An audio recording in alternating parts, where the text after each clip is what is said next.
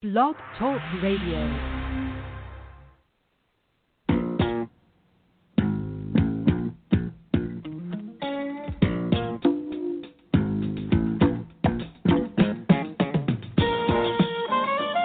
Welcome to On Trial,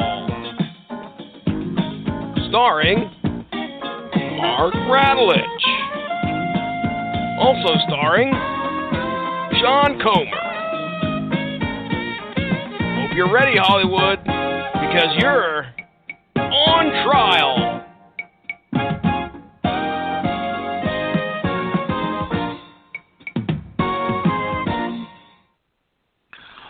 All rise.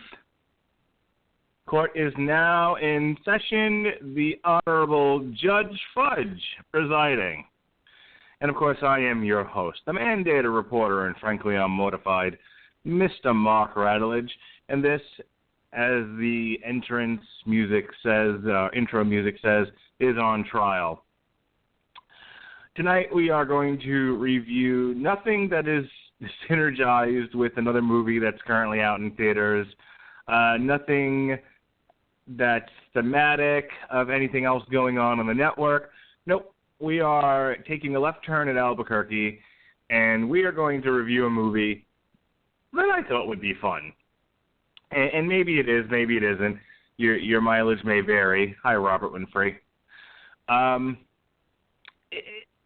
thought it would be fun when I discovered that there was a list of 0% fresh movies on Rotten Tomatoes. There was a Wikipedia list of all of the movies that got a 0. I thought it would be fun to look at that list and see, well, who got the most reviews where they gave it a rotten review. And it turns out that movie, the most rotten movie on Rotten Tomatoes of all the ones that have gotten a 0, is the 2002 action thriller starring Antonio Banderas and Lucy Liu entitled Ballistic Ecks versus Sever. But I also remember when that movie came out, how much it was panned by critics, and how the rub on it in the periodicals was, you know, this was the worst movie ever captured on film, and this is, I mean, it was just one negative thing after another. And while I certainly enjoy the genre or subgenre of so bad it's good, there are sometimes I just have to see something that's so bad just to see how bad it really is. I have to know. I saw Fantastic opening night because I had to know how bad it was. And that's just how I roll. So I pitched it to Sean, and he agreed, and that's what we're going to talk about tonight. I am in the dubious position of having to defend this thing, and defend it I will, because I can find the silver lining in just about anything. I say, go on, always look on the bright side of life. I sing it at work, and I work in a jail, folks. So you know I can do this. I can successfully defend Ballistic Ecks versus Sever, no matter how crappy of a movie it is judged by almost anyone that's ever seen it. With that being said, let me bring out my co-host and prosecutor for the evening, Mr. Sean Comer. How do you do, sir? Jack McCoy for the prosecution, Your Honor. I'm Sean, and you're not, and you didn't even pick a fun movie this week. Oh, bit us. You did. You did. It's just flat out boring. Explosions are fun, Sean. That's the rule. Yeah, usually they should be, but this movie finds a way to just make them forgettable. Well, that's up for debate now, isn't it? Isn't that what we're here for, to debate this thing? And you certainly have a strong point of view, but I have a different point of view, and we'll hear that shortly. But you seem to want to hit me over the head with the frying pan for picking this thing. Do you have any notes on it? Anything you'd like to tell us about this piece of trash?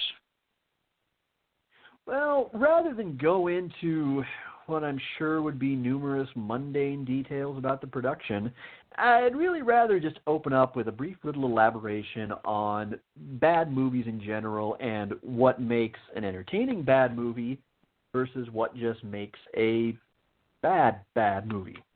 You see, once upon a time, before midnight movies, hosted sci-fi double features on TV, Mystery Science Theater 3000, and hundreds of derivative internet reviewers, present company included, there really was no unofficial fan-recognized so bad it's good subgenre. There were good movies, and there were bad movies. Flicks that fell into the latter file would simply be cast aside with all the respect afforded to Judy Winslow, Chuck Cunningham, the Arch Deluxe, and Joe Isuzu. Neither revered nor really scorned through generation to generation, but simply never spoken of again because, well, what's really to say? That's in part because, for all our wistfully nostalgic rose-colored glasses and memories of when you still asked for 5 Bs for a quarter and Shelbyville was still called Morganville, there were actually a lot more bad movies rushed into theaters every year. I mean, a number of cult classic turkeys are only so memorable today because we see them through this prism of our own elevated latter-day standards. For various reasons and in an equal variety of ways, we've been spoiled by simply the higher quality of movies. I mean, chew on this for a second. Our generation is so cinematically spoiled, we got tired of watching good movies and embraced the pretentious, somewhat masturbatory practice of making purposefully awful films that I would compare to slapping a $30 price tag onto a gas station quality trucker hat. In tonight's case, we, and by we I mean Mark, and me for agreeing with Mark, done fucked up, y'all. Blame that on the fact that we briefly misunderstood and kind of took for granted what makes a bad movie, what makes a lovably flawed cult classic, and why there's sometimes such a distinct line between the two.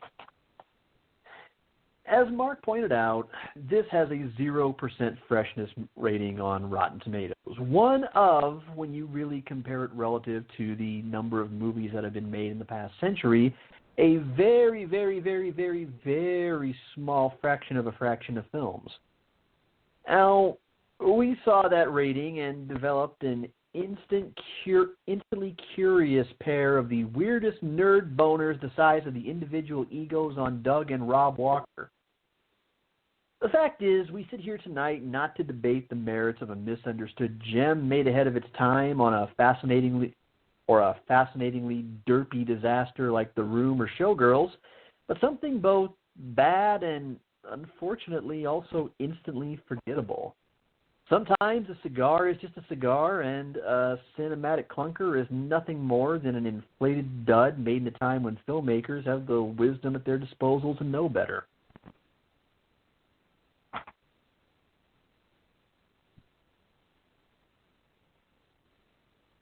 Okay. Mm-hmm. With that, did you have any more, or you just stopped there all of a sudden? You good? Yeah.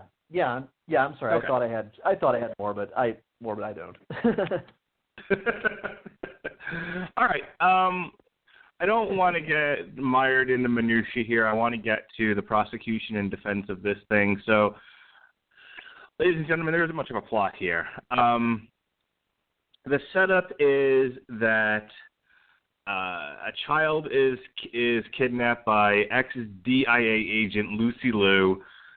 She is being pursued by the villain of this movie, who is Michael Gant, who is the head of he's the director, rather, of the DIA, the Defense Intelligence Agency. I don't know what that is, but it's in the movie. So the FBI the FBI seeks out X, who is Antonio Banderas, who left the agency after his wife was allegedly killed in a car bombing. They get him to investigate the Gant case, with the premise being that if he does, they'll give him information about his wife, who is in fact alive. As it turns out, his wife is actually the mother of the kidnapped son. And then for a long stretch of the movie, there's a lot of shooting. There's a lot of explosions. And we learn that Lucy Liu isn't the bitch who kidnapped the child, but the bitch who's protecting the child. I didn't make that up. That's in the movie. Those are her lines. I'm the bitch protecting the child. As it turns out, Gant implanted some sort of device in the kid, which is why he wants him back. He used the kid basically as a mule to transport this thing over state lines.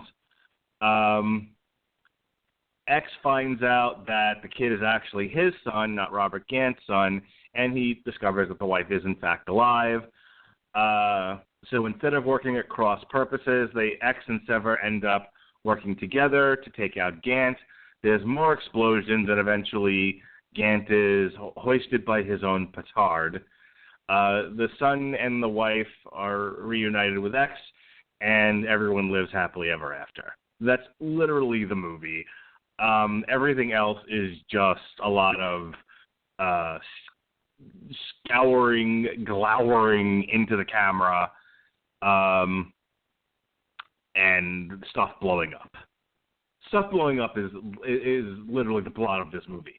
Antonio Banderas, Lucy Liu blow lots of things up.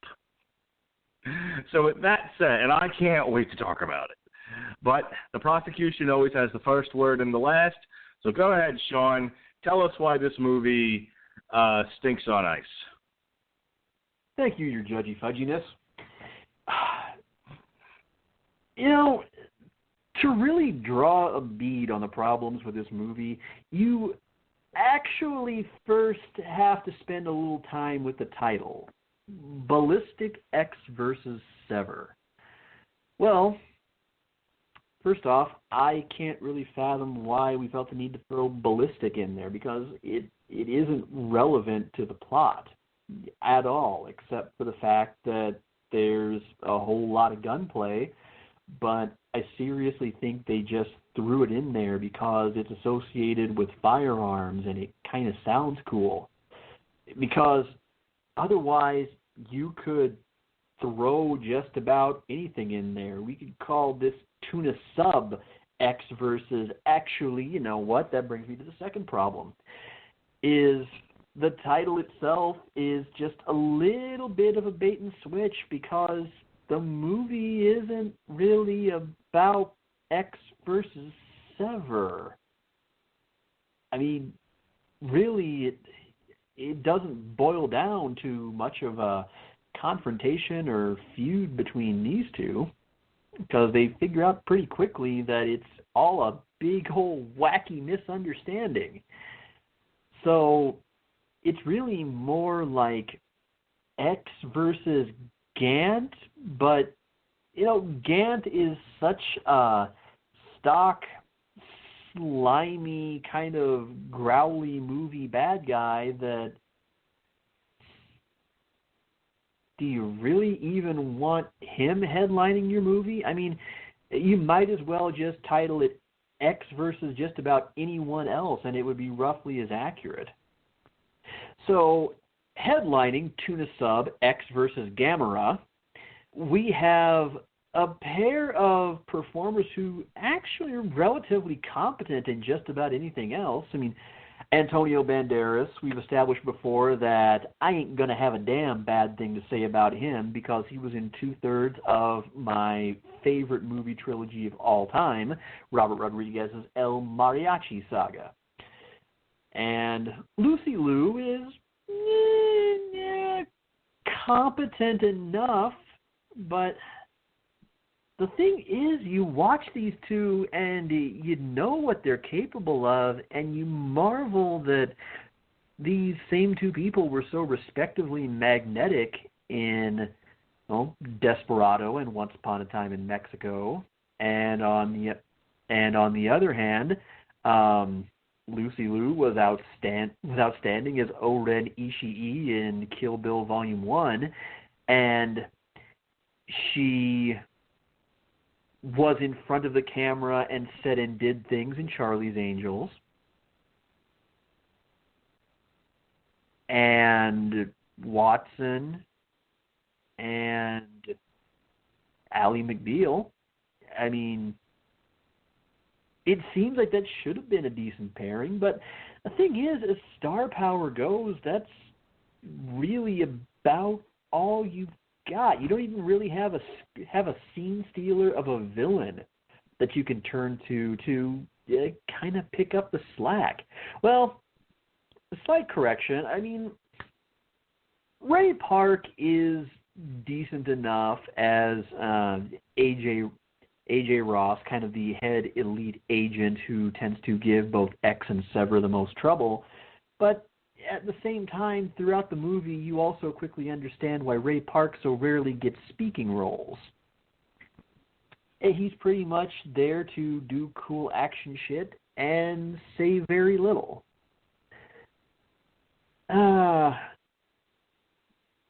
I mean, throughout the movie, the biggest problem is not necessarily that it's even hilariously bad. It's so much so that it misses its mark in terms of genre. That's something that you could say about, for example, okay, just to go the obvious route, as I mentioned in my pseudo-opening statement, Showgirls or The Room, okay? You watch The Room and you can point to any number of lines, any number of scenes, and they're the ones where you nudge your friend to shut up and you sit forward because you're waiting for this big, infamous laugh line that sums up everything terrible about this movie. Like the flower shop scene, or the rooftop scene in The Room, or in Showgirls, it's everybody got AIDS and shit, or the fucking world's most violent lap dance scene, or the awful pool fucking, or Elizabeth Berkley's inexplicably lipstick nipples, something like that. This movie, there really isn't much like that you can point to. I mean, it's something that was evidently made by a guy who, by the way, hand to Zod, I am not making this up, goes by the pseudonym Kaos. That's who directed this. His actual name is, I'm going to mispronounce this, I know, but fuck it. Wych Kaosayananda? Okay, fine. I'll bite. We'll just go with Kaos there. Who apparently had seen just enough action movies that he figured that he knew which cliches and which beats and which tropes to kind of cobble together to make something competent. I'm pretty sure that he wasn't trying to exactly reinvent the wheel here, because he had to realize just how original this wasn't. But it's to the point where if you were to take out the names of the characters, and you were to take out the names, and you were to not point out to somebody that it's set in Vancouver, you could be describing just about any other movie out there. Well, any other movie, or for that matter, any number of other media. Because, okay, let's see here. Let me try this a little bit. We have and in fact, feel free to play along, Mark, if I get stumped here. We have a cop who has descended into a shadow of his former self because he's mourning the death of his wife and child. Up until the twist, I think we just described the plot of Max Payne. Let's see here. We have an assassin on the run who has been accused of a crime that she didn't commit. Well, I mean, the very first one that comes to my mind is obviously The Fugitive. But Mark, help me out here. What can you come up with that's a little more comparable in terms of the tone of this movie? Ooh,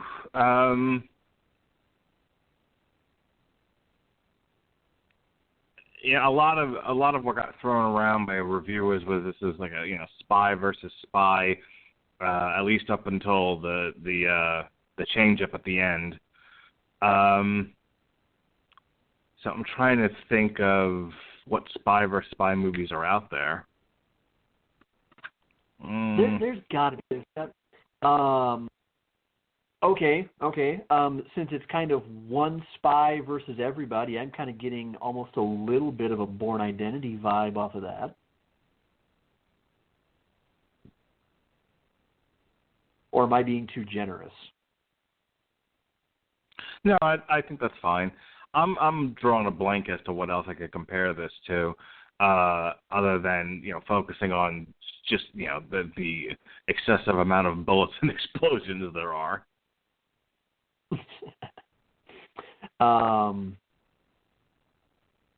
Let's see. Kid believed dead turns out to be still alive. Okay, that right there is one of the central plot points of Kill Bill. You have a actually, man, there are a lot of movies you can play with in terms of believe dead turns out to be really alive. Almost too many to mention, I would say. And in fact, it gets brought up. It almost gets brought up so often, so many times, and you don't see the body, and they foreshadow it so early that it's hard not to see the twist coming, even if you do end up comparing it to something else. But it's something that I think what I'm trying to get at here is there are a lot of movies where you can describe one or two signature beats or moments. Like I said, even among good movies, if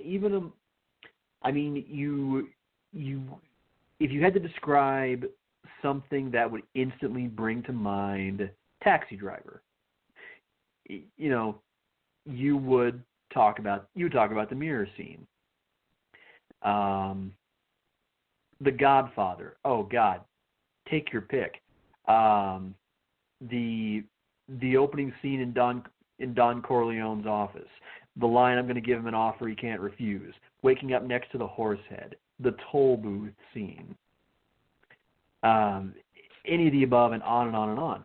You could go on. That would instantly make people think of The Godfather. Empire Strikes Back. The confrontation between Luke and Vader.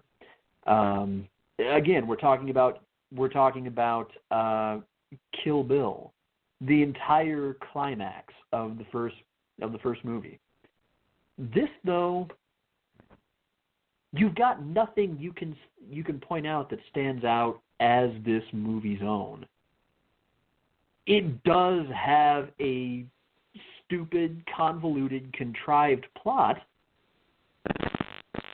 but that could be lots of movies. That could be lots of more entertaining bad movies to watch compared to this one.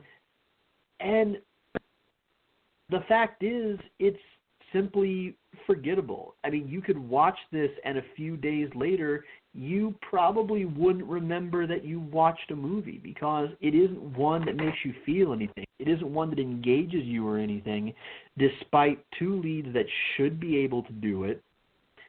And despite tons of action, and despite even a cool-sounding title, you've ultimately got nothing. You've got a movie that found a way to make guns and things blowing up boring.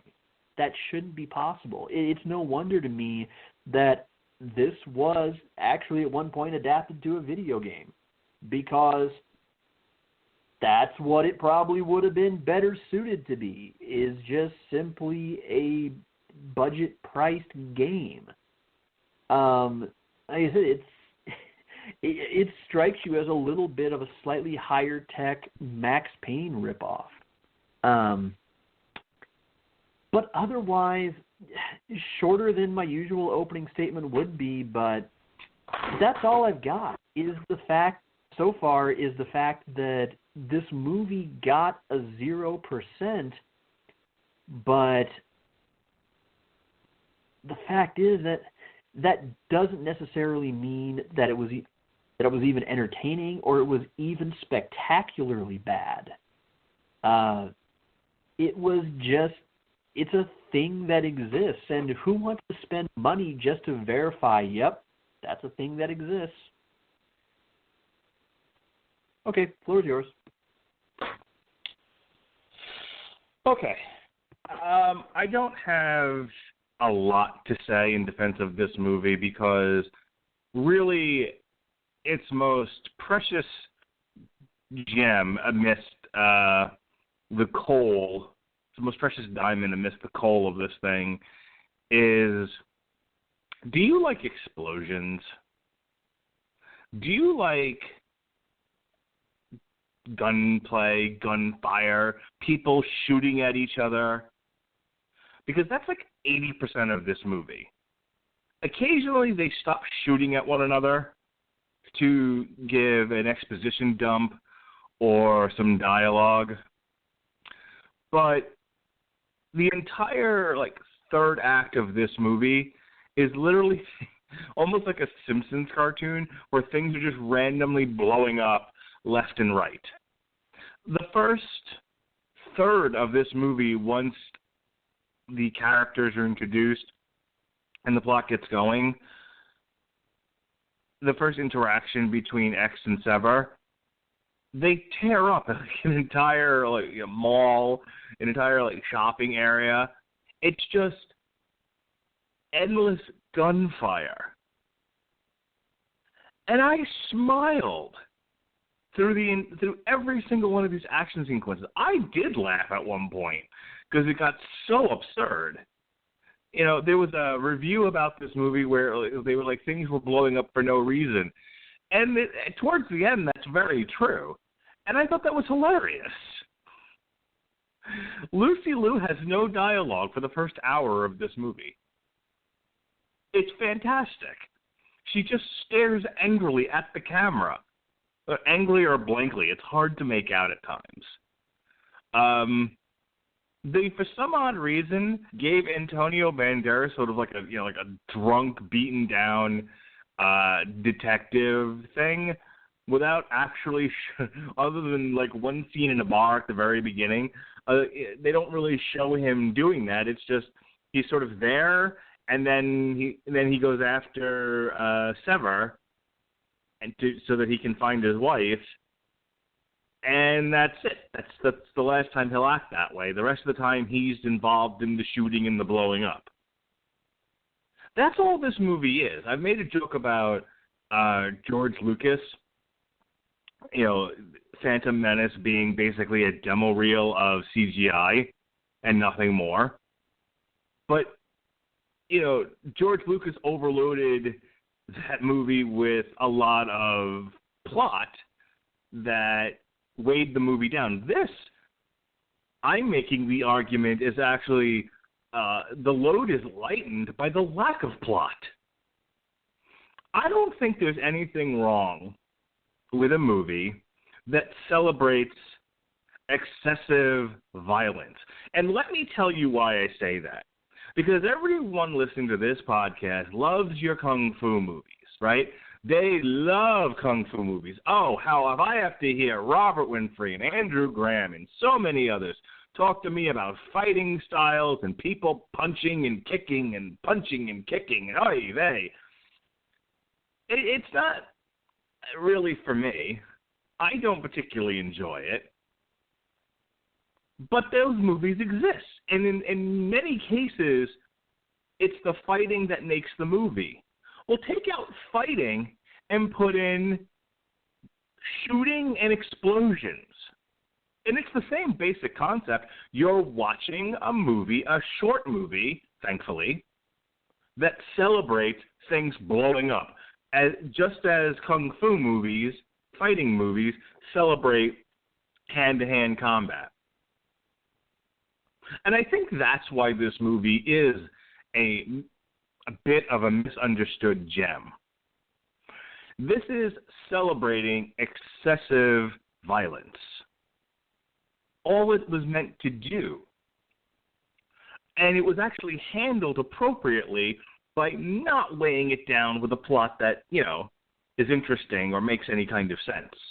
Because that's not why I'm watching this. I don't care about the plot. Essentially, it's explosion porn. And there's nothing wrong with that. If you go into look, they weren't going into this movie trying to make high art, okay? It's for fuck's sake, it's called Ballistic Ecks versus Sever. Right there, you have a winner of a title. It's ballistic. It's guns and explosions. It's things blowing up. It's two people fighting each other. And for 2/3 of the movie, they do fight each other. There's a whole opening sequence where, or close to opening sequence, where they are on opposing sides. Everyone's shooting at Sever, and Sever is shooting at everybody else, including X.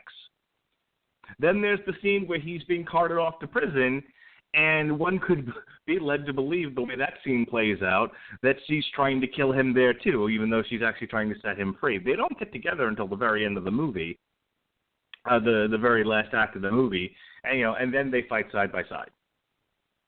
I'm not saying the acting is great. I'm not saying the plot is great. I'm not even saying this was competently made, necessarily. There are some issues with some of the editing and direction, obviously. But when your goal, and I think this is important, comedy should make you laugh, and explosion porn should have lots of explosions, should give your characters a lot of many, many reasons to fight and shoot and blow things up. And in that sense, it's exceedingly successful. I frankly enjoyed the movie. Maybe that says something about my taste, but I wasn't necessarily bored by it. They moved along enough of the quiet scenes fast enough that, and got back to what we're all here for, that I never really had time to be bored. This is not a long movie. It's like barely 90 minutes. In fact, I can tell you exactly how long it is. 91 minutes. Okay, so 1 minute over an hour and a half. Whoop-de-doo. And then you even do have one hand-to-hand fight scene between Ray Park and Lucy Liu, for all of you who like that sort of thing. And in conclusion, as I was saying, you go to see a romance, you want to see people kiss and make love, and you want to see all of the elements of romance. You go to a comedy, you want to laugh. You go to an action movie, you want to see action. And this movie displays it in spades. I can't fault a movie that does its job. Now, if you were bored by it, again, as Robert Winfrey would say, your mileage may vary. Yes, obviously some people are not going to enjoy this. This isn't their bag. But if you just want mindless explosion porn, you got mindless explosion porn. And I don't think anybody involved in this movie thought this was going to be anything more than that. Your witness, sir. See, here's the problem with that notion, though, is, yes, things blow up. It's mindless explosion porn. But, there was another action movie that I remember being released not too far either before or after Ballistic Ecks versus Sever that actually managed to be plenty more exciting of a thrill ride. and managed to do it while providing at least some character consistency, better action, a followable plot, and a lack of bullshit contrivance. It's called The One. Hell, that one at least gave us Delroy Lindo, Jason Statham, and Jet Li. And granted, none of those guys are exactly going to be perennial Oscar nominees. Okay, that's not fair. At least it was fast-paced action that made sense. It was fast-paced action that bothered to set itself apart. By the same token, if you're looking for just more of a pure shoot-'em-up action movie, albeit one with obviously an entirely different sci-fi twist, fuck. The first two Transformers movies were also full of explosions and shit going boom and things getting shot and crashes and bangs and booms, and they at least managed to be hilarious. Not intentionally, but they were funny.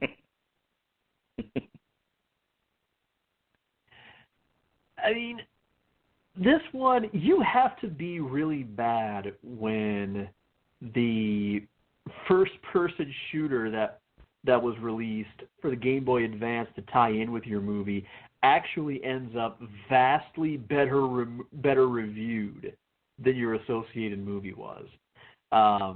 And in fact, yeah, X versus Sever for the Game Boy Advance is based on an early script from the movie. And I obviously take this with a grain of salt because the running joke I like to throw out there is, oh, check cleared, 9 out of 10 from IGN. But overall, it was actually reviewed fairly well. Really, really well, as a matter of fact. Got an aggregate 76% on Game Rankings, 80 out of 100 on Metacritic. And at the time, in fact, IGN dubbed it the, quote, best GBA first-person shooter to date, and one of the first 4-player games made yet for the game. Okay, the latter quote is just stating a fact. Okay, one of the best. That's one of the first. Sorry, one of the best 4-player games made yet for the Game Boy Advance. So there you go. Your video game tie-in managed to set itself apart and be more ambitious than the movie it was based on. That is fucking rare. You can say that about a handful of instances, and about the first and one of the only ones that really comes to my mind is how much better the video game version of X-Men Origins Wolverine was than the X-Men movie we simply do not speak of. So there really isn't a whole lot else left to say, except that I can see where we went wrong. And it's the fact that if you look at Rotten Tomatoes and you see that 0% score, okay, that's a sign you just shouldn't watch the movie. This is not a so bad it actually transcends and becomes fun to watch title. If that's what you're looking for, you want to go on Rotten Tomatoes, and if Rotten Tomatoes is what you're going with as your litmus test, which I don't necessarily advise either, you actually want to look for a movie that has an actual freshness rating. Like somewhere between, let's say between 10 and 30%. Because there what you have is you have the possibility, the higher that gets toward that mark, that what you're going to find are you're going to find critical reviews, and this is actually where Metacritic or IMDb might even be even better than Rotten Tomatoes, is, yeah, you're going to find lots of negative critical reviews, but you're also going to find more earnest fan reviews that point out, yes, terrible, but it's a kick in the nuts you'll actually enjoy, because it's just so clumsy in its supposedly earnest effort. It's not so bad it's good. It's just plain overall bad. Just about every possible plot twist is telegraphed from the very, very beginning and right up to the end of it. The core of the movie is not, in fact, that it's X versus Sever. There's a misunderstanding between X versus Sever. And so that's why Dildo X versus Roman Reigns doesn't even really live up to its title. It still is a fake out, and not necessarily the good kind. Not the kind that's giving you necessarily a mystery that you're following right up to the very end. It's one that promises something and ultimately just gives you something much weaker. And it threads it with characters that are so stock and so poorly fleshed out that you can't invest anything in them. You simply don't care. I mean, about the nicest thing I can say about this through and through is, yeah, as I heard one reviewer put it, it is absolutely one of the most Canadian movies you will ever see in your life. It is. It isn't just shot in Vancouver. It bleeds maple syrup. It pretty much bleeds Molson and shits Timbits. It's so Canadian. But otherwise, we've been trying so hard to kind of pad this out with commentary, but as I pointed out, there's just so little to say about it. It deserves its place on the ash heap as just a forgotten movie, because, as I've said so many times, if I'm going to watch something bad, at least give me something that makes me feel angry about how bad it is. I can watch Hellraiser Revelations and at least feel something. I can at least come away pissed at that. Yeah, this is short, but at the same time, by the time it's over, I'm sitting there, all I've been doing is probably just cataloging the various things I could have gotten done while I was watching a movie that I'm not going to remember in 10 minutes. So that's really all there is to it. Case closed. A cigar is sometimes just a cigar, and sometimes a piece of shit is just a piece of shit, and this is a piece of shit.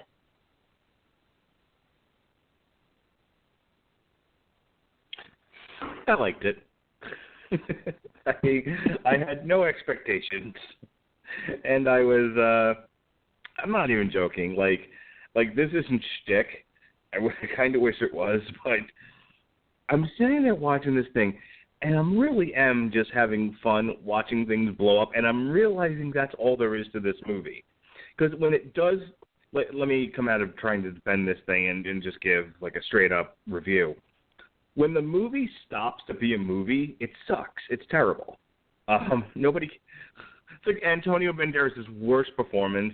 I don't know what the hell happened to Lucy Liu. Was it like the direction was like, stare blankly into the camera? Fantastic. Cut. Print. Nothing in this movie makes any sense at all. But when it stopped being a movie and it just became destruction porn, I was having the time of my life. Especially in the third act when all of the containers are blowing up randomly, I was laughing my ass off. If it's not for you, it's not for you. If you do not have fun watching it, that's fine. I mean, we all have different tastes here. But I'm not even kidding when I tell you every container blowing up made me laugh. And I was having fun with it. unfortunately I was forced to buy a copy of this digitally. It was I don't know how else I could have gotten to watch it. I don't do the, what do you call it? When you download it off the internet from someplace. Pirating? To that, but I just I either rent it digitally or I watch it on Netflix or Hulu or something, and it just wasn't available anywhere. Sometimes I luck out and it's on cable, but not this thing.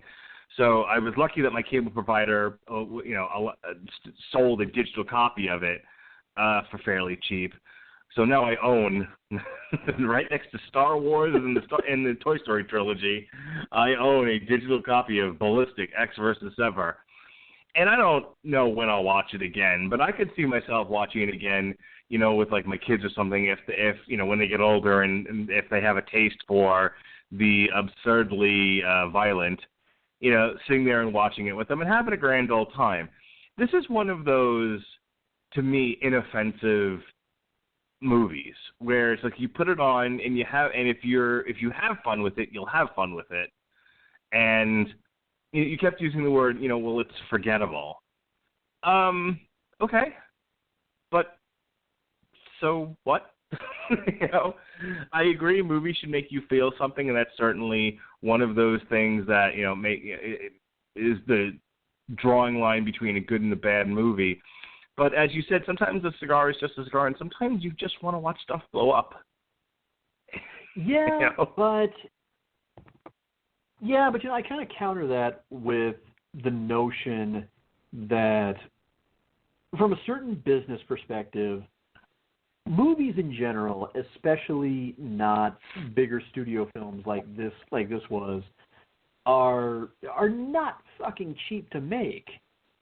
I mean, especially when you're making an action movie. So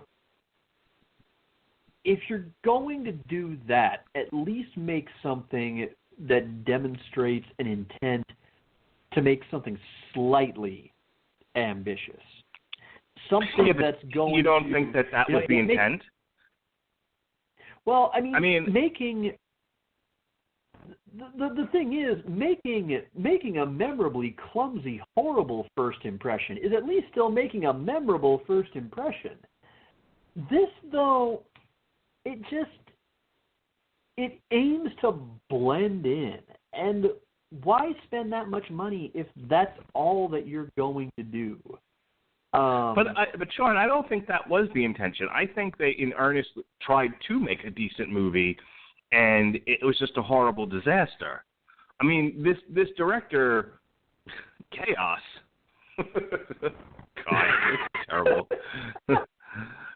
I'm looking to see what else. Okay, here are his credits. Okay, he directed Fa in 1998, Ballistic Ecks vs. Sever, Angels, Tekken 2, Kazuya's Revenge, and Zero Tolerance. I have heard of none of these.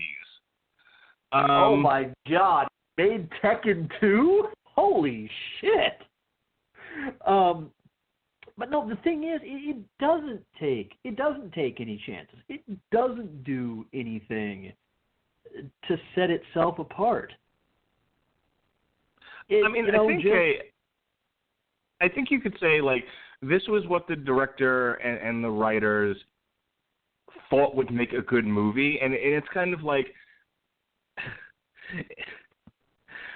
I guess the best way I can explain is I think, like I said, there was an earnest attempt at making something good made by people who just aren't talented.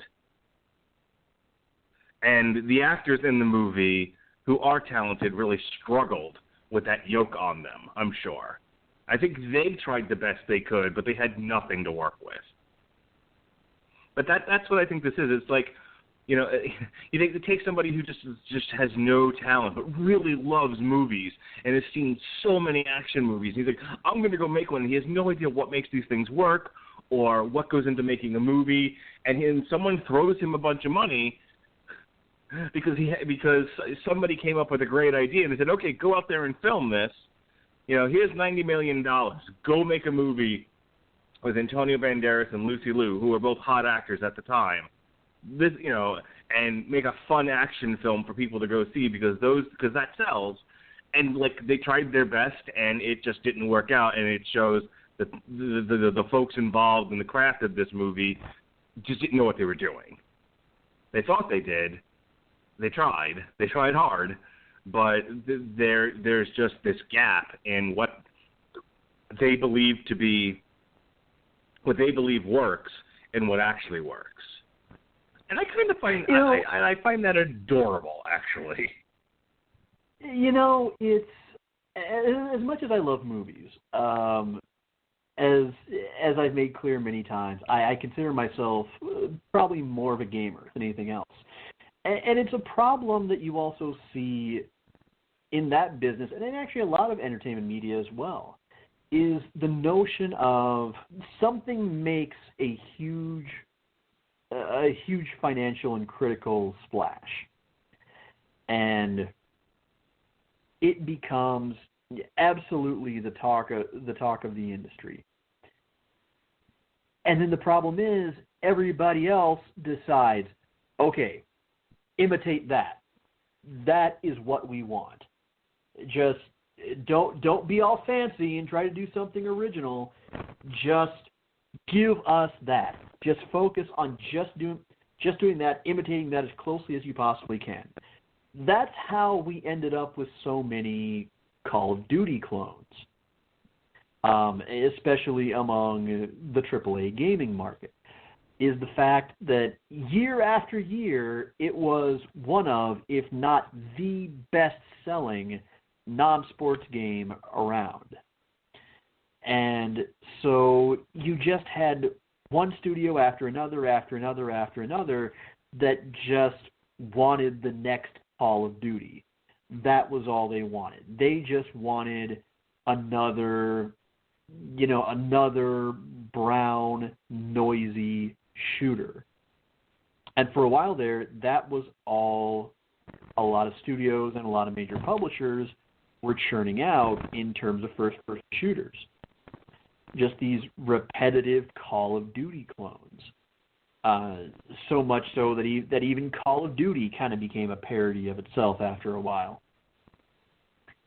And in part, it was because you had executives, and still have executives, who didn't really understand the people who were buying their products. And I feel like that's what happens so often with movies, is every time something comes along in a given year and really stands out from the pack and manages to make huge, utterly insane bank by bringing something original to the table. Well, we saw it with Paranormal Activity. That was the resurgence of the found footage movie. Paranormal Activity came out. It absolutely took the box office by storm with a guerrilla marketing campaign and critical praise, and made its budget back, I think, like 50, 100 times over or something. And then you just had one studio after another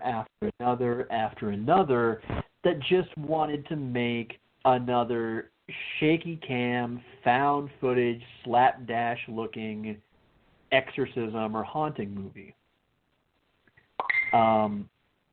Without stopping to think about, and I had to write a blog about this for a client recently. It was kind of eye-opening, actually. The idea of first look at what everything people like already has in common, and then turn and focus on, okay, what are people saying they want that nobody is giving them? But instead, we just keep getting movie ideas like this that ultimately get handed over to directors, most often people who have worked in music videos, who either haven't made very many movies or they've never made one. But it's just because the studios know that the kids like the music videos with the quick cuts and the loud noises and and the music and the gore, and it ends up just entirely missing the point. But they think they're doing a good thing. They think they're making something that's going to be better than everybody else at what everybody else is already doing. Instead, it's just another movie that's doing what everybody else is doing. And it ultimately leads me to go, well, why would I watch this when I could go watch something that's 100 times better? You know, it's, yeah, you're kind of like this movie, you're kind of like that movie. Well, then why wouldn't I just go and just watch that movie instead of yours? Because life is about variation, Sean. We must try different things, even if they're terrible. Which I feel like is becoming a theme on this show. It's not the first time I've said that. Here, taste this. It's disgusting. What? Get that away from me. No, taste it. Live life. All right. That's going to be the final word on this. Live life. That's what I say. Enjoy your burrito. All right. So, my gas station burrito, as I was telling people at work today, you haven't lived until you've eaten a gas station burrito. And they said, we'll live without it. Thank you very much. And that I feel like is my struggle. You know, little sidetrack. Yeah, well, I'm shamelessly ripping off Chris Hardwick's Nerdist sign-off. But you know, it's funny. Did you know that I recently actually heard the story behind how that came to be? Yeah. This is why I think everybody should at least once read a copy of his book, The Nerdist Way. He talks about this toward the end of it. It goes back to an episode of the Nerdist podcast when he and Jonah Ray were joined by brain fart. Blanking on his name. Hang on, I can't even look this up. Rainn Wilson. They were joined by Rainn Wilson, and Jonah was telling a story about how some days when absolutely nothing was going right, the one thing in the world that would make him happy would be going to the little Mexican place around the corner from his apartment and getting a burrito and really savoring it. But then he would get sad again toward the end because then he would realize that his burrito was almost gone. And at some point toward the end of it, when they were getting ready to sign off, Rainn kind of chimed in with the phrase, enjoy your burrito, and something along the lines of, enjoy what you've got now. Enjoy what you have. Find pleasure in the moment. Because eventually it's going to be gone. Well, I actually agree with that sentiment. Next week right here on this very show, we're going to do Blade Runner because the Blade Runner sequel, 30 years in the making, Blade Runner 2049 will be coming out this Friday. So Tuesday, we'll review that on Damn You Hollywood, and then Sean and I will be back Thursday, October 12th, for the original Blade Runner. And I'm going to go ahead and nominate, as far as which version, the theatrical cut. Okay. That's available on iTunes, so that's an easy get for me. I'm assuming you'll be able to find it. That's the one we're going to go with. Yep. All right. Tomorrow night on the Metal Hammer of Doom, we're going to review the new Primus, the Desaturating 7, and in a bit of a flip-flop here, normally we do the TV parties on Tuesday when there isn't a Damn You Hollywood, and then we do the on-trials on Thursday, or Thursday, whatever you like. We're going to do Hannibal, Season 1. Robert Winfrey has been chomping at the bit. He can't wait. So we're going to go ahead and do that on this Thursday. Coming up Monday, October 9th, source material will be dropping the DC versus the Hanna-Barbera universe that we talked about. we'll have Josh Calandros on the show to judge. Poor bastard. And on the Metal Hammer of Doom, we're going to review the new Cradle of Filth. So that's what we got going on for the next for this week and next week. Sean, what do you got going on? Really nothing much. I finally have something in the works. I'm going to be making a comeback to writing about professional wrestling sometime in the fairly near future. But I'm still sort of fleshing that out, so when I know more about that, you guys will know. In the meantime, you know, I'm just kind of living life at this point. So anytime you would like, you can tweet at me on Twitter at Comer Codex. And until then, as I always say around this time, thank you to all of you who download the show, who listen live, those of you who love the show and tell a friend, who hate it and tell someone that you hate.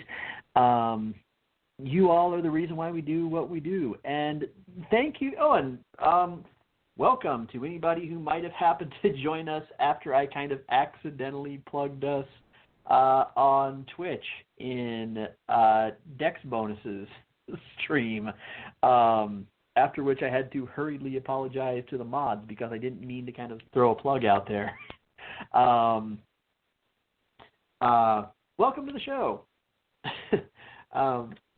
But thank you also to Jesse Starcher for that always awesome theme music and voiceover that kicks them off every week or every 2 weeks. By all means, find us on Facebook, the Radulich Broadcasting Network, and let us know if you have any suggestions for something you would like to see us cover. See on the podcast. Hear us cover here on Trial, on TV Party Tonight, Metal Hammer of Doom, Damn You Hollywood, anything you would like. Oh, and also, should we ever get back to it, Mark's show Because Blank Made Me, where one of us suggests something for him to watch because we just feel like he needs to see it. We always welcome that. And in the meantime, remember that $20 will buy mini peanuts, and never dull your colors for someone else's canvas. All right, that's going to do it for us. For Sean Comer, I am your mandated reporter, Mr. Mark Radulich, and frankly, I'm mortified. This has been On Trial. The judge has left the building. He's following Elvis. Be well, be safe, and behave. Try that again. There we go.